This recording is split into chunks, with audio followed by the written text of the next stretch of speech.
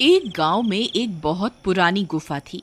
उस गुफा के आसपास कोई भी जाने की हिम्मत नहीं करता था, क्योंकि गांव वालों का मानना था कि वह खूनी गुफा है। जो भी उस गुफा में जाता है वह फिर कभी लौट के वापस नहीं आता। फिर एक दिन की बात है। रामू जंगल में लकड़ियां काटने जाता है। वह लकड़ियां काट कर जंगल से वापस आ रहा होता है, तभी बहुत तेज बारिश शुरू हो जाती है। उसकी सारी कटी हुई लकड़ियां भीगने लगती हैं। अरे ये क्या? जब मैं सुबह निकला था तब तो बारिश के कोई आसार नहीं दिख रहे थे।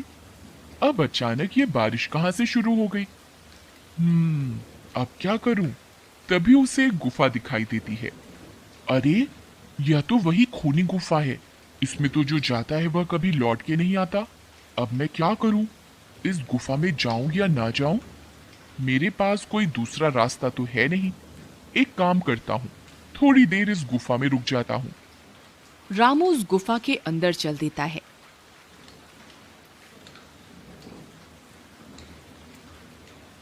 अंदर जाने पर उसे डरावनी आवाजें सुनाई देती हैं। वह इधर उधर देखता है, किंतु उसे कोई भी दिखाई नहीं देता।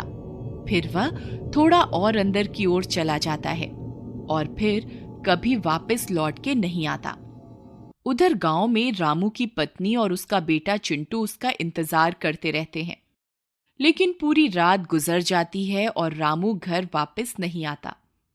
फिर अगले दिन सुबह होने पर रामू की पत्नी और उसका बेटा गांव वालों के पास जाते हैं और उन्हें रामू के लापता होने के बारे में बताते हैं। अरे भैया, मेरे पति कल जंगल गए थे लकड़ियां काटने, परंतु वे घर वापस लौट के नहीं आए।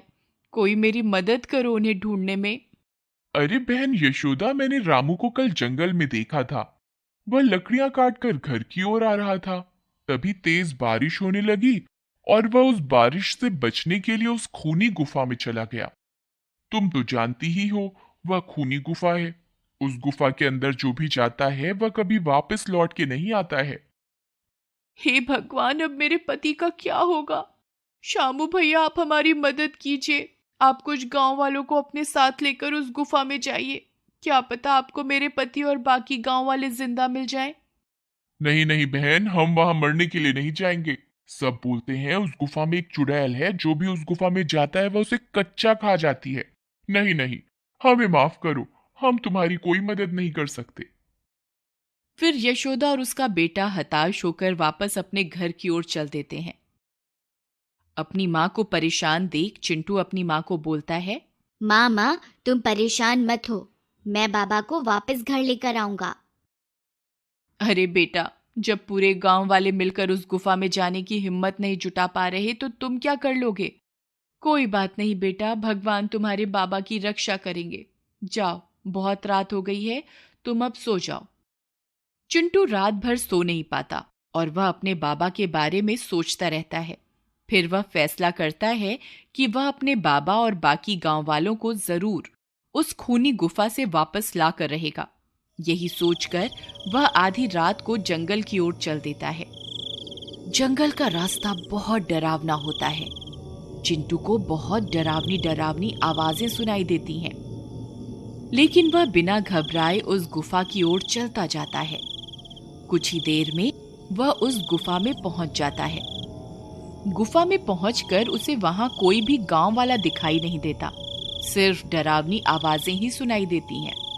फिर वह हिम्मत जुटाकर गुफा में और अंदर की ओर जाता है। तभी अचानक उसके सामने एक चुड़ैल आ जाती है।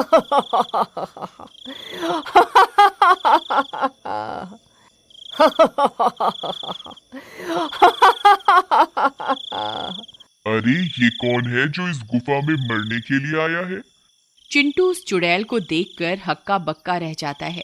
डर के मारे वह कांपने लगता है। उस चुड़ैल को देखकर चिंटू की हालत खराब हो जाती है, लेकिन वह भागता नहीं है और अपनी जगह पर डटा रहता है। चुड़ैल उसे बहुत डराने की कोशिश करती है, लेकिन वह अपनी जगह पर डटा रहता है। अरे, ये तो छोटा बच्चा है, ये तो मेरे किसी काम का नहीं है। इसे यहां से कैसे भगाऊं? ये तो मेरा सारा काम चौपट करवा देगा। दूसरी तरफ चिंटू को घर में न पाकर यशोदा घबरा जाती है। हे भगवान, अब चिंटू आधी रात को कहां चला गया? कहीं वह अपने बाबा को छुड़ाने उस खूनी गुफा की ओर तो नहीं चला गया। हे भगवान, अब मैं क्या करूं? फिर वह भागती हुई शामू के घर जाती है और उससे मदद मांगती है। भैया, चिंटू घर से लापता है। वह अवश्य ही अपने बाबा को बचाने के लिए उस खूनी गुफा की ओर गया होगा। कृपा करके मेरी मदद कीजिए। फिर शामू भागकर बाकी के गांव वालों के पास मदद मांगने जाता है। अरे भाई कालिया, चिंटू भी उस खूनी गुफा की ओर चला गया है। अब हम सबको मिलकर उसकी मदद करनी चाहिए। अगर एक बच्चा अकेला आधी रात को उस जंगल में खूनी गुफा में जाने की हिम्मत दिखा सकता है तो हमें अपने आप पर शर्म करनी चाहिए।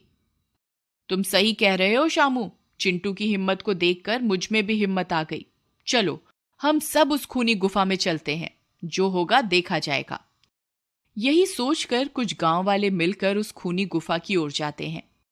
दूसरी तरफ वह चुड़ैल चिंटू को वहां से डराकर भगाने की कोशिश करती रहती है, परंतु चिंटू अपनी जगह से नहीं हिलता। अरे मूर्ख बालक, क्या तुझे मुझसे डर नहीं लगता? मैं तुझे कच्चा ही खा जाऊंगी। मैं तुझे आखिरी बार बोल रही हूं, यहां से चला जा, नहीं तो अच्छा नहीं होगा। हे चुड़ैल, मैं अपने बाबा से बहुत प्यार करता हूं। अगर वे मेरे लिए अपनी जान दे सकते हैं तो मैं उनके लिए अपनी जान देने को तैयार हूं। मैं उन्हें लिए बगैर यहां से नहीं जाऊंगा। अब मैं तुमसे नहीं डरता। तुम्हें जो करना है कर लो। अरे यार, ये तो बहुत बहादुर है। यहां से जाने का नाम ही नहीं ले रहा। कहीं मेरी सच्चाई सबके सामने ना आ जाए। अब मैं क्या करूं? तभी सब गांव वाले हाथों में मशाल लिए वहां पहुंच जाते हैं। अरे बाप रे, यहाँ तो चुड़ैल है। अरे दैया रे दैया, भागो यहाँ से, वरना ये चुड़ैल हम सबको खा जाएगी। सभी गांव वाले बहुत डर जाते हैं। अरे मूर्खों, डरो नहीं। देखो, चिंटू उस चुड़ैल के पास ही खड़ा है। अगर ये चुड़ैल को खाना होता तो अब तक ये चिंटू को खा चुकी होती। जरूर दाल में कुछ काला है। तभी सब गांव वाले चिंटू के पास जाकर उसके साथ खड़े हो जाते हैं। लगता है आज तुम सबकी मौत तुम्हें यहाँ खींच कर ले आई है। हे चुड़ैल, चिंटू की हिम्मत देखकर हम सब में भी तुम्हारा सामना करने की हिम्मत आ गई है। अब हम तुमसे नहीं डरते। तभी सब गांव वाले हाथों में मशाल लिए चुड़ैल की तरफ बढ़ते हैं। अरे ये क्या, ये सब तो मेरी तरफ ही आ रहे हैं। अब तो मुझे यहां से भागना ही पड़ेगा। अरे देखो देखो, ये चुड़ैल तो दुम दबाकर भाग रही है। लगता है ये कोई चुड़ैल नहीं है, जरूर दाल में कुछ काला है। चलो इसका पीछा करते हैं। सब गांव वाले चुड़ैल का पीछा करते हैं। तभी चुड़ैल का पीछा करते करते गांव वाले ऐसी जगह पहुंच जाते हैं जहां उन्हें बाकी के सारे गांव वाले मिल जाते हैं। वे सारे खुदाई का काम कर रहे होते हैं। वे लोग उन गांव वालों को अपनी ओर आता देख खुश हो जाते हैं और अपनी आप बीती बताते हैं। कालिया, अरे भाई घनश्याम, तुम सब लोग यहाँ खुदाई का काम क्यों कर रहे हो? और तुम सब लोग वापस गांव क्यों नहीं आए पिछले 2 महीनों से? अरे क्या बताएं भाई कालिया, ये औरत ने चुड़ैल बनकर हमें जबरदस्ती यहाँ कैद करके रखा हुआ था और खजाने के लालच में हमसे दिन रात यहाँ खुदाई करवाती रहती थी।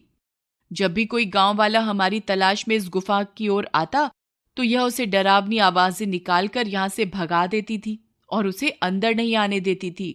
और जो कोई भी अंदर आ जाता था तो उसे भी कैद करके यहाँ खुदाई के काम में लगा देती थी। तब सब गांव वाले मिलकर उस चुड़ैल को पकड़ लेते हैं। मुझे माफ कर दो, मैं खजाने के लालच में तुम सबको डराती थी। मैं कोई चुड़ैल नहीं हूं। मुझे मेरी गलती का एहसास है। तुम मुझे जो भी सजा दोगे मुझे मंजूर है। कोई बात नहीं, तुम्हें तुम्हारी गलती का एहसास हो गया, यही बहुत है।